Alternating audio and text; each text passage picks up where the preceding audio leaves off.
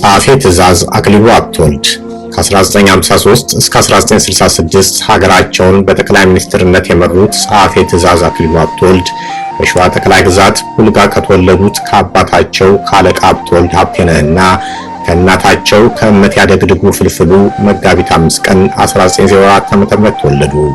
የአማርኛ ትምህርታቸውን አዲስ አበባ በሚገኘው የራጉኤል ቤተክርስቲያን አጠናቀቁ። ከዚያም በዳግማዊ ምኒልክ ትምህርት ቤት ለ3 ዓመታት ዘመናዊ ትምህርትን ከተከታተሉ በኋላ በ1917 ዓ.ም ወደ እስክንድሪያ ትምህርታቸውን እዚያው በሚገኘው የፈረንሳይ ሊሴ ትምህርት ቤት እንዲቀጥሉ በአልጋ ወራሽ ራስ ተፈሪ መኮንን ተላኩ። እስክንድሪያም እስከ 1923 ዓ.ም ከተማሩ በኋላ የሊሴ ትምህርታቸውን አጠናቀው ለከፍተኛ ትምህርት ወደ ፓሪስና ታዋቂው ሶርቦን ዩኒቨርሲቲ አምርተው የከፍተኛ የንግድና ፖለቲካል ሳይንስ ትምህርታቸውን ጀመሩ።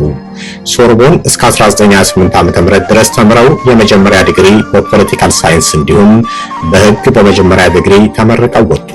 ትምህርታቸውን እንደጨረሱ ወዲያው ፋሺስት ኢጣሊያ ሀገራችንን በመውረሩ ወጣቱ አክሊሉ ሀብተወልድ ለውድ ሀገራቸው ነጻነት የአርበኝነት ትግላቸውን በውጭ ሀገር እዚያው ፈረንሳይና በልዩ ልዩ የአውሮፓ ሀገሮች ተሰማሩ። አክሊሉ ጸረ ፋሺስት የአርበኝነት ትግላቸውን የጀመሩት በዓለም መንግስታት ማህበር ሸንጎ ፊት ጣሊያን ኢትዮጵያን ልትወር በመነሳቷና የመንግስታቱ ማህበር የጋራ ደህንነት ዋስትና መርህ ወይንም ኮሌክቲቭ ሴኩሪቲ ፕሪንሲፕል በመጣሱ አባል ሀገሮች መሃል ገብተው ጣሊያን እንዲያስታግሱ የኢትዮጵያ ንጉሠ ነገሥት መንግስት የፈረንሳይ የብሪታንያና የጄኔቭ ዋና ልዑክ የነበሩት የፊት አውራሪ ተክለሐዋርያት ተክለ ማርያም ዋና ጸሐፊ በመሆን ነበር። አክሊሉ በፊት አውራሪ ተክለሐዋርያት ተክለ ማርያም ስር የኢትዮጵያ ልዑክ ዋና ጸሐፊ ሲሆኑ እድሜያቸው ገና 19 ዓመት ነበር።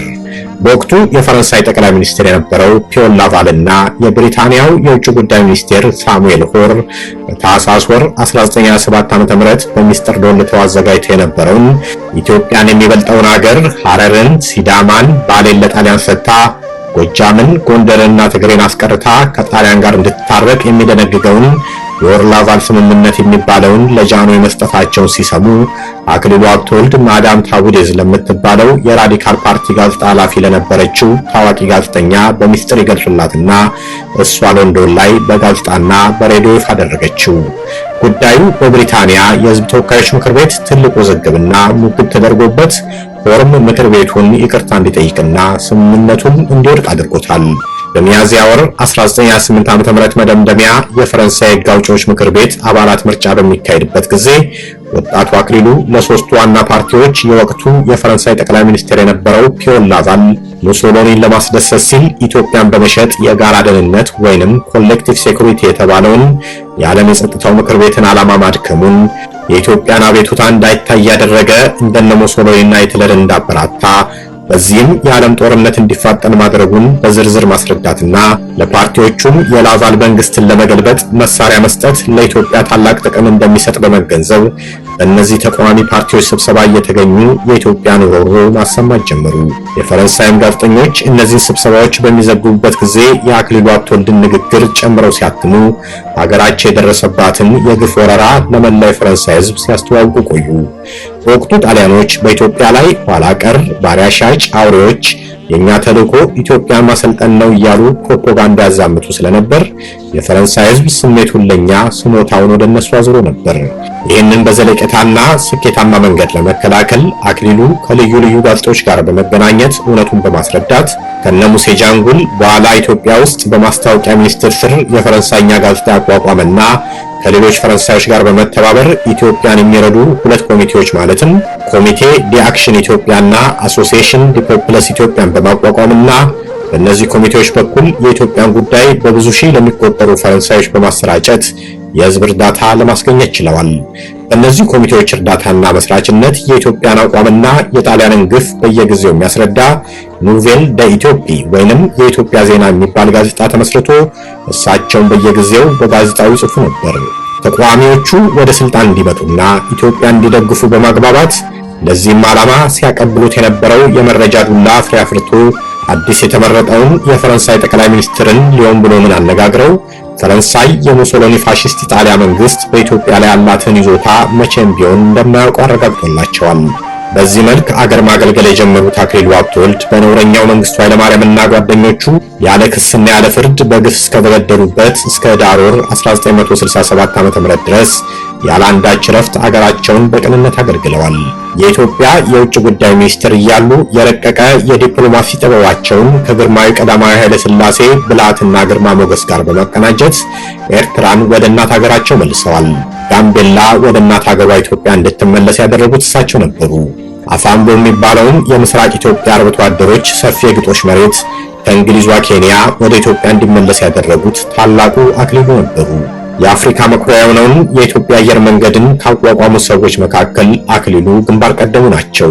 ተቋም ገንቢው አክሊሉ የኢትዮጵያን የፍትህ ስርዓት በማዘመን የፍትሐ ብሔር ሕግ፣ የወንጀል ሕግ፣ የንግድ ሕግ፣ የባህር ሕግን ወዘተ እንዲቋቋምና በተሻሻለው የኢትዮጵያ ንጉሠ ነገሥት መንግስት ሕገ መንግስት ቁጥር 34 እና 88 መሰረት የሕግ መወሰኛና የሕግ መምሪያ ምክር ቤቶች ከመከሩበትና የሚሻሻለው ተካቶ ከጸደቀ በኋላ ኢትዮጵያን የሕግ ሀገር በማድረግ ረገድ ቀዳሚ ሚና ተጫውተዋል። ጠቅላይ ሚኒስትር አክሊሉ ሀብተወልድ አገራቸውን በዕድሜ ዘመናቸው ሙሉ ካገለገሉ በኋላ ያ ትውልድ አመጽ ተከትሎ የካቲት 21 ቀን 1966 ዓ.ም ከጠቅላይ ሚኒስትርነታቸው በገዛ ፈቃዳቸው ስልጣናቸውን በመልቀቅ በአፍሪካ ምድር ቀዳሚው ሰው ናቸው። እንግዲህ ያ ትውልድ ያንን ዘመን ጨለማ አድርጎ ሲዋሸን የኖረው ዛሬ አብዮት አካሄድን ብለው ካሰፈኑት አገዛዝ ጋር ሊወዳደር የማይችለውን የሕግ የበላይነት የነገሰበትን አስተዳደር ነበር። ነውረኛው መንግስቱ ኃይለማርያምና የጭካኔ ግብረ አበሮቹ ያለ ፍርድ በጥይት ደብድበው የገደሏቸው እኚህን ዕድሜ ዘመናቸውን ለሀገራቸው ብልጽግናና መሻሻል የዘጉትን ተራማጅና መተኪያ የማይገኝላቸው ታላቅ የኢትዮጵያን አገልጋይ ነበር። እኚህ ታላቅ ሰው ዛሬ በሕይወት ቢኖሩ ኖሮ 114 ዓመት ይሆናቸው ነበር። በተባበሩት መንግስታት ታሪክ ውስጥ ተመዝግበው ከሚገኙት የአክሊሉ ሀብተወልድ ዘመን ተሻጋሪ ንግግሮች መካከል የሚከተሉት ጥቅሶች ዋና ዋናዎቹ ናቸው። የደረሰው ድረስ ደካማውን የመታየት አልፈልግም፣ የሀገሬን ጥቅምና መብት የሚነካ መስሎ ከታየኝ መናገሬን አልተውም ብለው ነበር። በሌላ ጊዜ ደግሞ ሀገሬ ኢትዮጵያ በዓለም ሸንጎ ላይ ፍርድ ተነፍጓት ስታዝን የመጀመሪያው ጊዜ አይደለም። ኢትዮጵያ ያለፉት ታሪኮቿ በትክክል እንዳስረዱን ለነጻነቷና ለመብቷ በኮሎኒያሊስቶች ጣሊያን ጋር በየጊዜው ስትዋጋ ያሸነፈችው ብቻዋን ነው። የተጠቃችውን ብቻዋን ስለሆነ አገሬ መቼውንም ለሚደርስባት አደጋ ከማንም እርዳታ አገኛለሁ ብላ አትጠብቅም።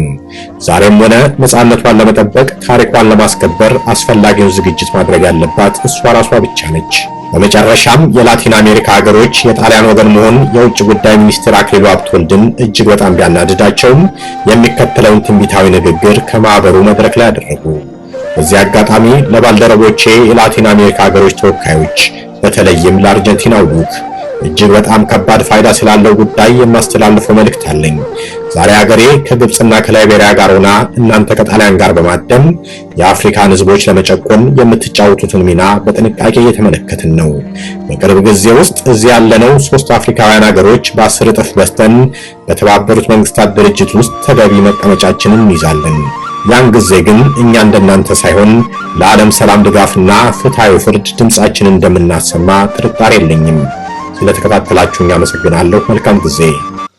L'heureux aboutissement de toutes les fatigues, études et discussions constitue un succès particulier de notre organisation à plusieurs points de vue. The resolution is adopted by 51 votes in favor, none against, and 5 abstentions. And this action, which we have just taken, marks the conclusion of a successful chapter in the history of the United Nations, the beginning of a new era for the people of Eritrea.